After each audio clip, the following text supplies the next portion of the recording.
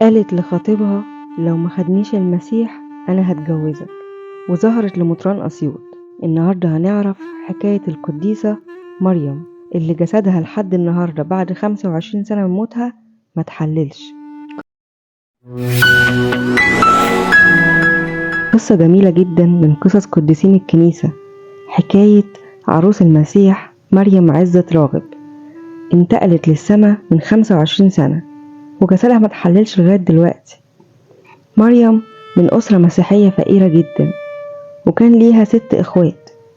كانت بتحب الصلاة والكنيسة جدا، كانت بتخدم بكل أمانة، وكانت حافظة القبطي والألحان، وكانت طيبة وحنينة جدا زي أبوها السماوي، وكانت بتساعد كل الناس، ومتفوقة جدا في دراستها، وأي شخص كان بيغلط فيها ما كانتش بترد عليه أبدا، كانت بتكتفي إن هي تبصله وتبتسم.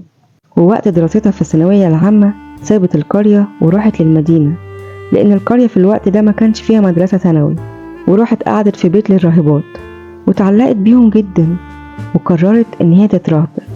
لكن أبوها رفض رفض تام، وجالها عرسان كتير جدا، لكن هي كانت بترفض، ما كانتش عايزة تتجوز.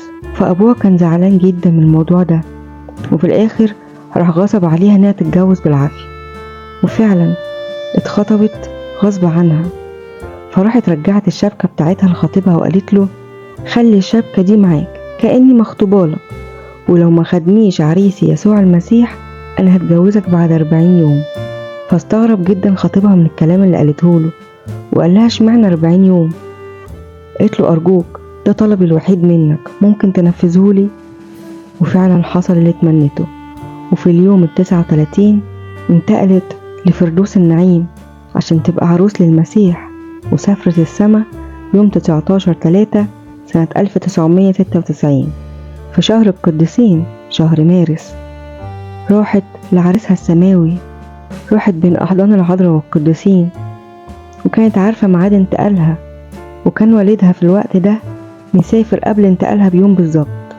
فراحت قالت لحد من قرايبها إنها مسافرة بكرة للسما، سيبوا جسدي لغاية ما يجي والدي من السفر.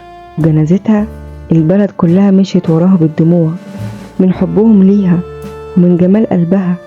القرية كلها مسيحيين ومسلمين كانوا ماشيين وراها بالدموع، و8 راهبات صلوا عليها، وكانت بتعمل خير كتير جدا. أهلها نفسهم ما كانوش عرفوا كل ده بعد ما انتقلت للسما. والناس المسلمة اللي في القرية شهدوا ان هم شموا ريحة بخور من مقبرتها في 3 يوم من انتقالها. وبعد انتقالها بأسبوعين ظهرت لمطران أسيوط ووصته على باباها ان هو ما يبكيش عليها، لان هي كانت خايفة عليه جدا لانه كان بعين واحدة. وراح المطران لوالدها وحكاله على الظهور والكلام اللي وصته بيه عليه.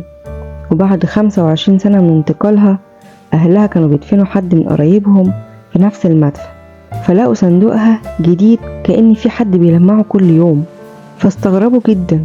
فراحوا فتحوا الصندوق ولقوا جسدها سليم زي ما هو، وشعرها ما وقعش، والعنوان في دوير عايد، مركز صدفة، محافظة أسيوط.